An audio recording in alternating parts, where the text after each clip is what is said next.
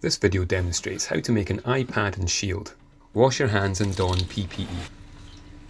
You will need gauze, cotton wool, cardboard, pencil, cup, sticky paper and scissors. Prepare the equipment.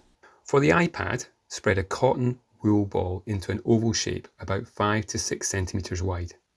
Fold the gauze around the cotton wool and tape at the open end. Trim the edges of the gauze to the shape of the cotton wool.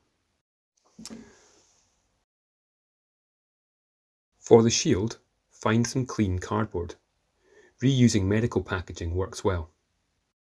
Using a cup as a template, draw a circle with a diameter of about 8 centimetres.